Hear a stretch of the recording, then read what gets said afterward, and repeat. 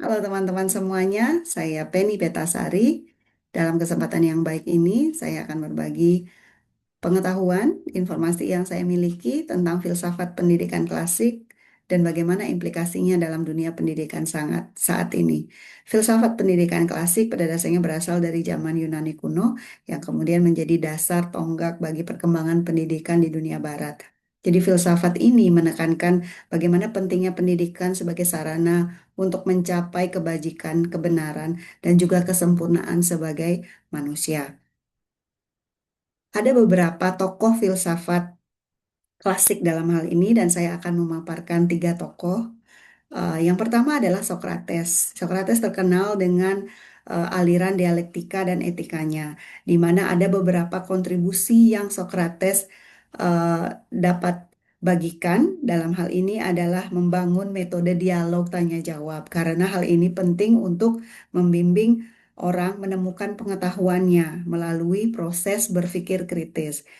Yang selanjutnya, kontribusi dari Socrates melalui aliran dialektika dan etika ini adalah pendidikan adalah sejatinya pembebasan jiwa dan ketidaktahuan dari ketidaktahuan. Jadi bukan sekedar pengisian informasi. Ketika kita kemudian refleksi ke implikasi pendidikan dari tokoh filsafat Socrates adalah mendorong kemandirian untuk berpikir. Jadi bukan hanya sekedar menghafal, guru dalam hal ini sebagai pemandu intelektual dan mengembangkan keterampilan berpikir kritis melalui pertanyaan-pertanyaan yang reflektif. Tokoh yang kedua adalah Plato. Plato memiliki aliran idealisme di mana beberapa kontribusinya adalah sebagai murid dari Socrates, dia memiliki buku yang berjudul The Republic yang menekankan pentingnya pendidikan itu sendiri sebagai jalan untuk menuju kebaikan dan keadilan dalam sebuah negara. Jadi konsep pendidikan jiwa di mana sejatinya pengetahuan itu berasal dari dunia ide, jadi bukan realitas fisik. Implikasi yang dapat kita lihat dari tokoh filsafat klasik Plato ini adalah pendidikan itu sejatinya adalah proses penemuan diri dan kebenaran. Dia menekankan bahwa pendidikan moral dan spiritual menjadi hal yang sangat penting, bukan hanya teknis, dan guru dapat memberikan pengarahan kepada siswa untuk memahami nilai-nilai universal. Tokoh filsafat klasik yang ketiga adalah Aristoteles dengan aliran realismenya, di mana ada beberapa kontribusi dari Aristoteles itu sendiri, di antaranya sebagai murid Plato, dia tetap lebih empiris. Dia menyatakan bahwa pengetahuan itu diperoleh dari pengamatan terhadap dunia nyata. Dia menekankan keseimbangan antara akal, fisik, dan etika dalam pendidikan. Dan implikasi yang dapat kita lihat dari tokoh filsafat klasik Aristoteles ini adalah pendidikan harusnya berorientasi pada kebahagiaan. Jadi ketika kemudian siswa belajar dengan bahagia, saya rasa itu menjadi hal yang sangat mudah untuk apapun yang diajarkan oleh guru untuk dapat dipahami secara lebih komprehensif. Berikutnya, yang menjadi implikasi dari tokoh filsafat Aristoteles adalah menekankan pentingnya pengalaman dan praktik. Jadi, pengalaman nyata dalam hidupnya ketika itu dibawa dalam dunia pembelajaran, dan guru dalam hal ini berperan sebagai pembimbing yang dalam mengembangkan logika dan etika siswa. Selanjutnya, ada beberapa teori filsafat klasik yang dapat saya paparkan. Yang pertama adalah teori empirisme. Dari teori filsafat klasik ini menekankan pengalaman itu sebagai sumber utama pengetahuan dan pendidikan. Pengetahuan itu dapat diperoleh dari pengalaman, pengamatan nyata, sehingga pendidikan diarahkan untuk pengembangan pengalaman belajar yang lebih konkret. Naftivisme, teori filsafat klasik yang kedua itu tentang sifat-sifat dasar manusia itu yang sudah ada sejak lahir, dan pendidikan bertugas untuk mengeluarkan atau mengembangkan potensi yang mereka bawa sejak lahir tersebut. Teori naturalisme, pandangan ini menekankan bahwa pendidikan itu harus sesuai dengan perkembangan ilmiah peserta didik, menghormati proses pertumbuhan dan kebutuhan alami mereka. Hal terakhir untuk teori filsafat klasik bernama konvergensi.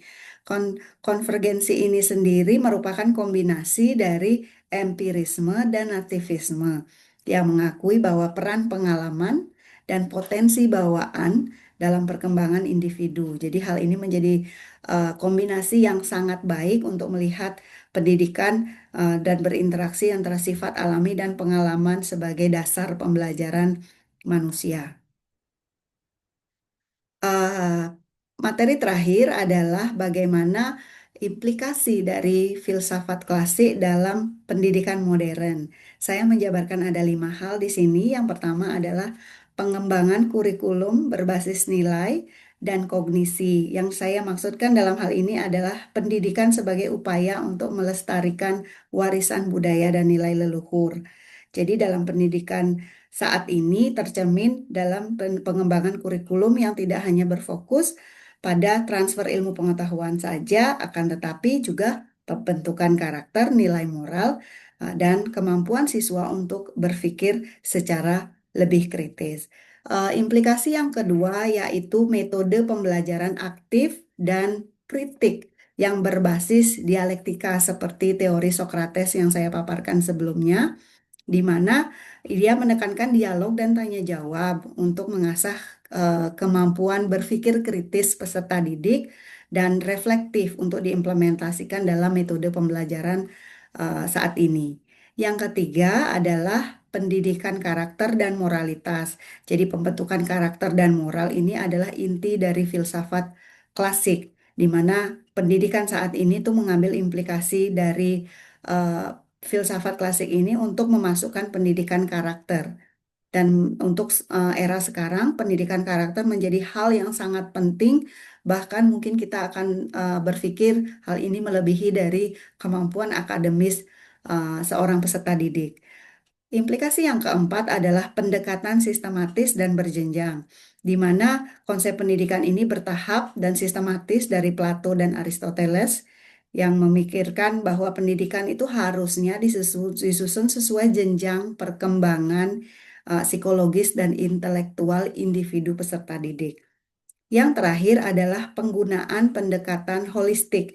Jadi pendekatan holistik ini melihat perspektif peserta didik kita sebagai manusia yang utuh baik jasmani dan rohani. Sehingga pendidikan saat ini ketika mengadopsi pendekatan holistik itu memadukan aspek intelektual, kemudian sosial emosional dan moral yang dipadukan secara bersama-sama guna pembelajaran yang lebih baik. Demikian yang dapat saya bagikan untuk kali ini. Semoga bermanfaat untuk kita semua. Saya akhiri dengan Om Santi, Santi, Santi, Om.